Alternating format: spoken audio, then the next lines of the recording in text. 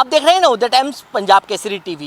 पहलगांव की घटना के बाद सरकार की तरफ से ऑपरेशन सिंदूर चलाया गया और ऑपरेशन सिंदूर की सफलता के बाद कहीं ना कहीं सरकार की तरफ से कोशिश है कि इस सफलता को लोगों तक किस तरीके से पहुंचाया जाए, विदेशों तक किस तरीके से पहुंचाया जाए। सरकार की तरफ से ये प्रयास किए जा रहे हैं। सरकार की तरफ से 7 डेलीगेशन जो है वो विदेश यात्रा पर भी गए हैं, जहां पर वो विदेश में जाकर जो ऑपरेशन सिंदूर है उसकी सफलता बताई जा रही है। साथ ही साथ पाकिस्तान की नापाक हरकत को भी वहां पर बताया जा रहा है। लेकिन हरियाणा के पानीपत के रहने वाले दीपक शर्मा आप देख सकते हैं कि साइकिल पर सवार है और 4 धाम की यात्रा पर ये निकले हैं। ऑपरेशन सिंदूर की बात ये कर रहे हैं कि ऑपरेशन सिंदूर का संदेश लेकर ये 4 धाम यात्रा पर निकले हैं, क्योंकि हर कोई देशवासी अपने ऑपरेशन सिंदूर की बात जो है वो कर रहा है।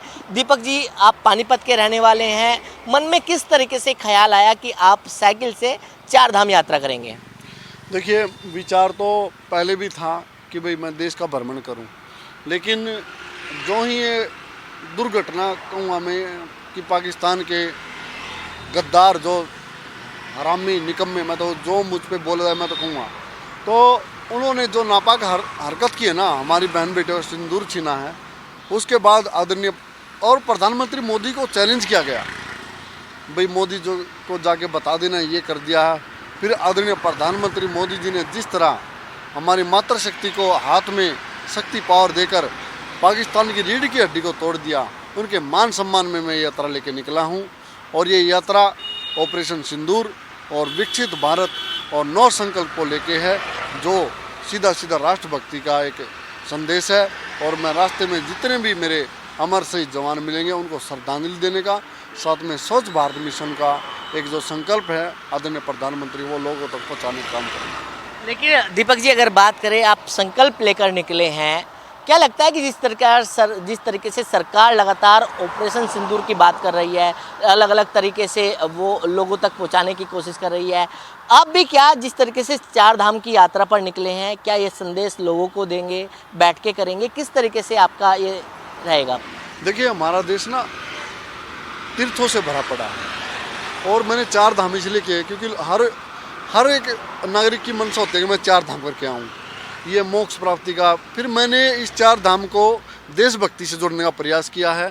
क्यों ना भाई 4 धाम यात्रा उनके लिए हो जिन्होंने देश के लिए सबको निछावर कर दिया। और आप देखते हैं हमारे देश का बहुत बड़ा हिस्सा आजकल टूरिज्म में है। छुट्टियां हो गई हैं गर्मियों की, हर कोई चाहता है कि मैं भाई द्वारिकाधीश जाऊँ, रामेश्वर जाऊँ, ज्योतिर्लिंग करूँ और माँ गंगा का स्नान करूँ। तो मैं जितने भी हमारे टूरिज्म स्पॉट है वहाँ जाकर लोगों को ऑपरेशन सिंदूर की गाथा गाऊंगा और साथ में 9 संकल्पों के साथ उनको जोड़ूंगा। कितने किलोमीटर का ये सफ़र रहेगा और कितना समय इस सफ़र को रहेगा? देखिए, करीब करीब मैंने आकलन किया है, ये 10,000 किलोमीटर का सफ़र रहने वाला है।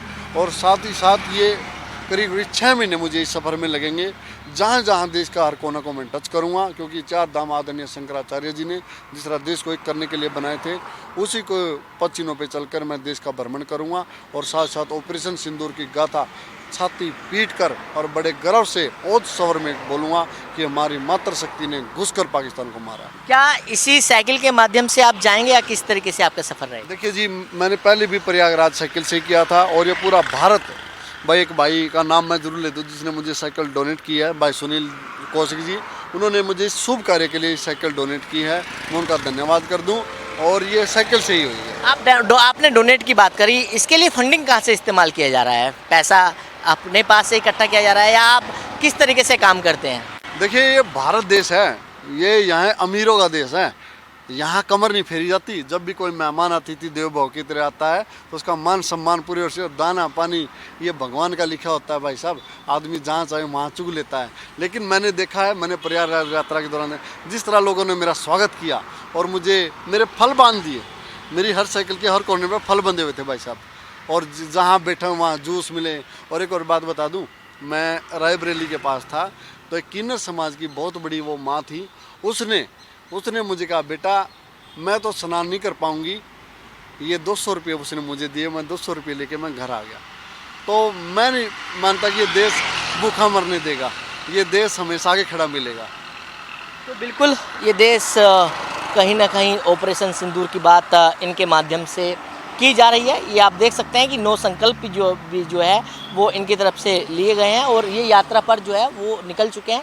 6 महीने का सफ़र रहेगा और करीब 10,000 किलोमीटर का ये सफ़र जो है वो पूरा करने वाले हैं। दिल्ली से कमल कुमार कंसल, नवोदय टाइम्स, पंजाब केसरी टीवी।